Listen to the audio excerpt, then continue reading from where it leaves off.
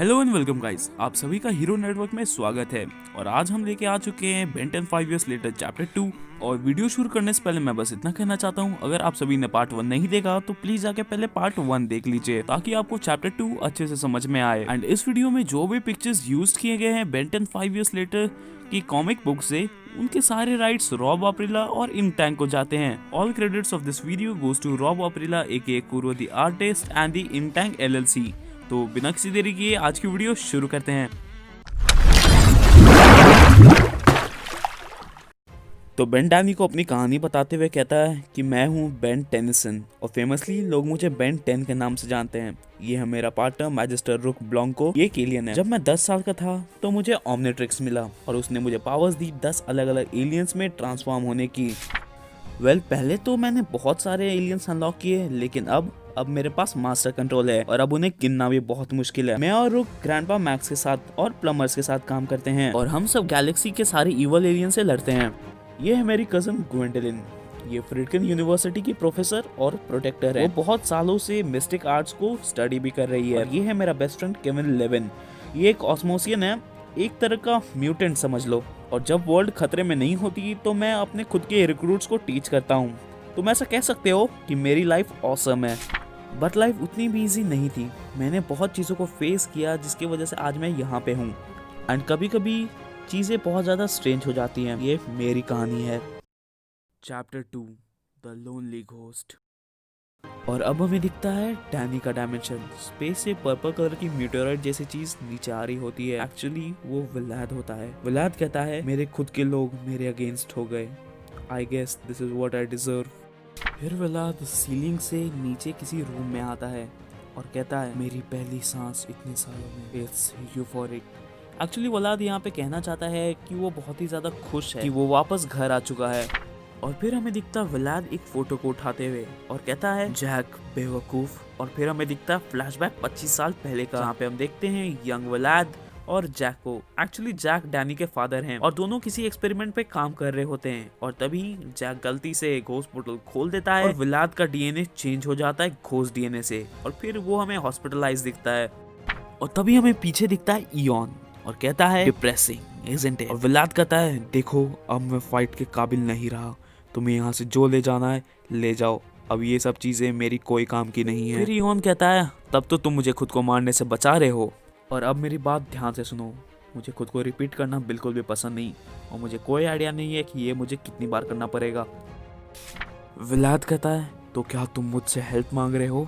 Ion कहता है ये कहते हुए मुझे तो बहुत दर्द हो रहा है, लेकिन मुझे तुम्हारी जरूरत है और इसके बदले मैं तुम्हें स्ट्रेंथ दूंगा। और तभी इयॉन अपने हाथ को उसके सामने से ले जा रहा होता है और विलाद कहता है no stop, what are you. तभी हम देखते हैं कि इयॉन अपने टाइम रे की मदद से विलाद को जवान बना देता है।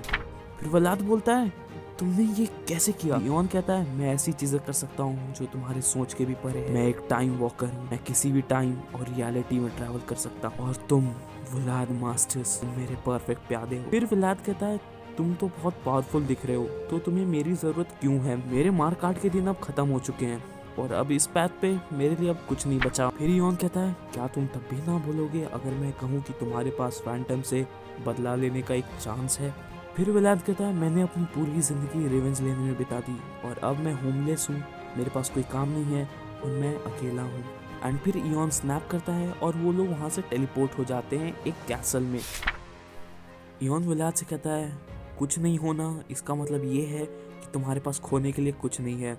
अगर तुम मुझे ज्वाइन कर लेते हो तो मैं ये पूरा यूनिवर्स तुम्हें दे दूंगा। फिर विलाद बोलता है तुम मुझे पूरा यूनिवर्स क्यों दोगे? तुम इससे क्या गेन करोगे? फिर इयॉन कहता है यही तो मेरा एजेंडा है, मैं एक सिंगल यूनिवर्स तुम्हें तुम्हारे एम्पायर बसाने के लिए दे सकता हूँ। मैं किसी और बड़ी चीज के पीछे पड़ा हूँ जो कि इससे भी बहुत बड़ी है। और अब सीन शिफ्ट होता है बेन के डायमेंशन में। रुक जैक से बात कर रहा होता है जो कि सैटरडेज का मेंबर है और वो कहता है थैंक यू जैक, अगर मुझे कुछ भी पता चला तो मैं तुम्हें जरूर बताऊंगा। तब हम देखते हैं कि बेन वहां से आ रहा होता है और कहता है तुमने सैटरडेज को बुलाया? द सैटरडेज ब्लड लाइन के पास कुछ ओरिजिनल प्लमर्स के साथ कनेक्शंस होंगे। पहले तो वो बस सुपरनैचुरल बीइंग्स पे फोकस करते थे, बट अब वो लोग एलियंस पे भी फोकस करते हैं। मैं देखता हूँ अगर उनके पास कोई घोस्ट फाइल्स हो तो। और ग्वेंडलिन भी रिसर्च करी है क्रॉस डायमेंशनल स्पेल्स पे ताकि वो हमारी मदद कर सके। बेन बोलता है लेकिन किस लिए? डैनी कहता है ताकि हम लोग सारे घोस्ट एनर्जी को ट्रैप कर सके और हम लोग घोस्ट जोन को एक्सेस कर सके ताकि मैं अपने अर्थ पे वापस जा सकूं। फिर बेन कहता है वेट, क्या घोस्ट से भरा हुआ एक पूरा यूनिवर्स भी है? फिर डैनी कहता है हाँ एक तरह से, लेकिन ये थोड़ा सा हार्ड है एक्सप्लेन करने में। घोस्ट जोन एक डायमेंशन है जो कि डायमेंशंस के बीच में एक डायमेंशन है। फिर डैनी स्मूदी पीता है और कहता है याक, ये कौन सा फ्लेवर है? फिर बेन कहता है अब ये मत बोलना कि तुम्हें स्मूदीज पसंद नहीं। हे तुम नलवॉर्ड में ही अच्छे थे, वैसे तुम कितने साल से हीरो बन रहे हो? डैनी कहता है एक्चुअली अब मैंने ये सब छोड़ दिया है और मैं ये सब नहीं करता। मैंने अपना पार्ट निभा दिया है और मैं अब ग्रो कर रहा हूँ इन सब चीजों से। प्लस अब मैं इन चीजों के लिए रेडी नहीं हूँ। बेन कहता है तुम क्या बात कर रहे हो डूड? हीरो बनना ऐसा चीज नहीं है कि तुम उसे लूज कर दो, तुम्हें बस वापस गेम में जाना है। रुक कहता है मैं मैजिस्टर टेनिसन से और घोस्ट के बारे में बात करता हूँ। मिस्टर फैंटम, एक बार अगर हम लोग ने घोस्ट जोन खोल दिया तो शायद हम लोग आपको घर भेज सकते हैं। डैनी फिर अपने पास एक स्क्रोल निकालता है और कहता है मेरे पास ये है। और बेन कहता है क्या तुम सच में इसे हमेशा अपने साथ कैरी करते हो? फिर डैनी उस स्क्रोल को खोलता है और कुछ होलोग्राम जैसी चीज उससे बाहर आती है और डैनी कहता है घोस्ट जोन हमें गाइड करता है इंटर डायमेंशनल ट्रैवल करने के लिए। अगर मैं घोस्ट जोन में एंटर कर गया तो मैं दूसरे डायमेंशन से भी कनेक्ट हो जाऊंगा और ये मैप मुझे मेरे घर जाने में मदद करेगी। और रुक कहता है लेकिन अभी तक हमें कोई आइडिया नहीं है कि हम लोग घोस्ट पोर्टल कैसे बनाए। फिर ब्लू केज कहता है लेकिन हम लोग कर सकते हैं और हम लोग करेंगे।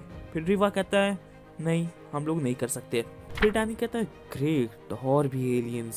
फिर रुक कहता है मिस्टर फैंटम ये है ब्लू केज और ड्रीवा, ये दोनों गैल्वन रेस के हैं और इन्हें गैलेक्सी के सबसे स्मार्टेस्ट बीइंग्स में कंसीडर करा जाता है। फिर ब्लू केज कहता है वेल हम लोग घोस्ट पोर्टल पे काम करना शुरू कर देंगे, बस एक बार ग्वेंडोलिन वापस आ जाए। फिर हम लोग देखते हैं वहाँ से ल्यूला आता है जो कि एक्चुअली फास्ट ट्रैक की स्पीशीज का एक प्लमर होता है और वो कहता है कमांडर टेनिसन एक रिपोर्ट है, कोई घुसपैठिया आ गया है। फिर बेन कहता है रिलैक्स ल्यूला, मैं ड्यूटी से ऑफ हूँ, वैसे क्या चल रहा है?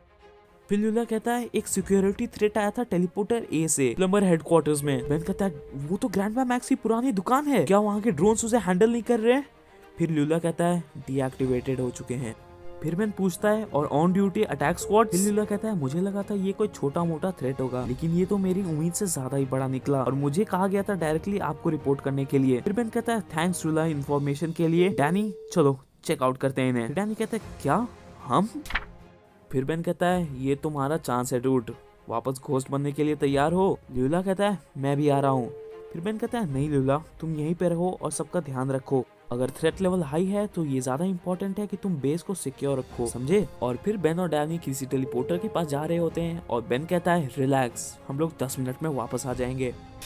और फिर वो लोग टेलीपोर्ट होते हैं मैक्स प्लम्बिंग वाले प्लम्बर्स हेडक्वार्टर के पास और डैनी उसे देख के चौंक जाता है और तभी एक आवाज आती है हेलो डैनियल। और फिर हम लोग देखते हैं व्लाद को जो कि हवा में लेविटेट कर रहा होता है और कहता है 5 साल हो गए ना। तो बस दोस्तों आज की वीडियो के लिए इतना ही। उम्मीद करता हूँ आप सभी को वीडियो जरूर पसंद आई होगी। आप लोगों ने चैप्टर 1 को तो उतना प्यार नहीं दिया बट चैप्टर 2 को जरूर देना। और मैं आपको एक और बार कह देना चाहता हूँ अगर आप लोगों ने अब तक चैप्टर 1 नहीं देखा तो प्लीज आके पहले चैप्टर 1 देख लीजिए। और अगर आपको इसी तरह का अमेजिंग कंटेंट पसंद है तो हमारे चैनल को सब्सक्राइब करना मत भूलना, साथ ही साथ उस बेल आइकन को दबा के ऑल पे कर देना ताकि आपको हमारी वीडियोस के नोटिफिकेशन सबसे पहले मिले। Till then stay tuned, stay safe.